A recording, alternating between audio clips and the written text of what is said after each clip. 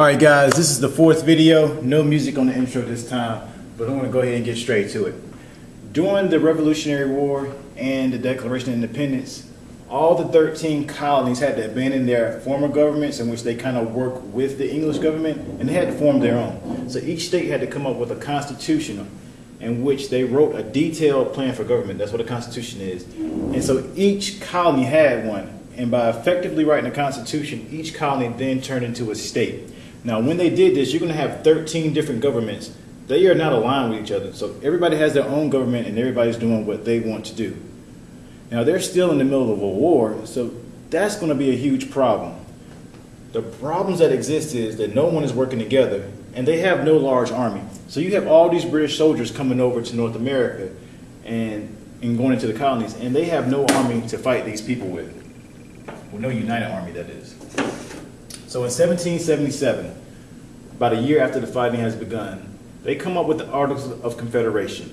Now, a confederation is when you have individual governments choosing to work together with no one in charge.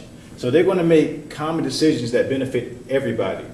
And the reason they're doing that is because they need to fight this war. They need to get their independence from Great Britain or England, whichever one you want to call it.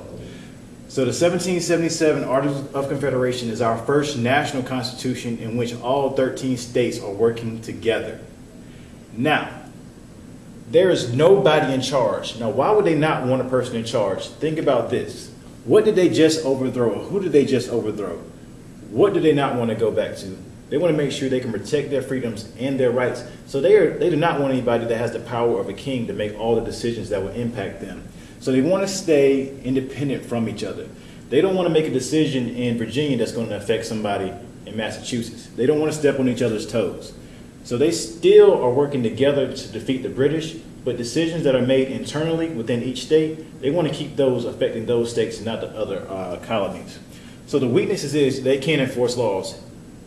If they make a law down here, it can't be a law up there. So they can't enforce anything if a state up here is not doing something that they asked to do down in Virginia. It's not going to work. So they're working together, but they have no power to make somebody else to do anything. They can't tax. They're in the war. Each state can tax, but there's no national tax to pay for this national army that's defending the country. And then the last thing is that the government cannot require any state to do anything. As I just said, if you're trying to enforce something up here and you're all the way down there, how's that going to work out? You can't force them to do anything. So each government in each state remained independent, and they couldn't force each other to do anything they didn't want them to do.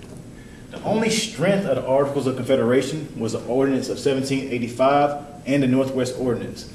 With these two, they were able to incorporate more land into the United States, and these two ordinances helped the United States grow into a larger country. Now, after the war was over, the Articles of Confederation lasted all the way until the war was complete. As we said in class, the United States was in a lot of debt to pay off this war. The only way they were going to actually get some money back was by taxing the state, taxing the farmers. So each state taxed its farmers heavily. Now what this ends up leading to is that farmers can't keep up with the taxes, so they end up losing their farms. Shays' Rebellion is an example of this. Daniel Shays was a farmer who couldn't keep up with the taxes in Massachusetts, so he lost his farm. When he lost his farm, he was angry. So he got a whole bunch of fellow farmers, and they created a riot and marched into the state government in Massachusetts. They marched on the governor was scared. Now what this shows is that the government was not living up to its responsibility. The people did not feel protected. The government couldn't operate because they did not have a national tax. And since these 13 states are not working together, then they're not a true United States. They're just 13 states working together, but they're not working with each other in a full capacity to benefit each other. So they realized that the government was not working, so they decided to meet again, and this is when they meet at the Constitutional Convention. And this is going to lead to our national constitution after Shays' Rebellion. So Shays' Rebellion just shows that the government was not working, and they needed to change some things about the Articles of Confederation. Now that's it for today. Sorry it took so long, but enjoy it.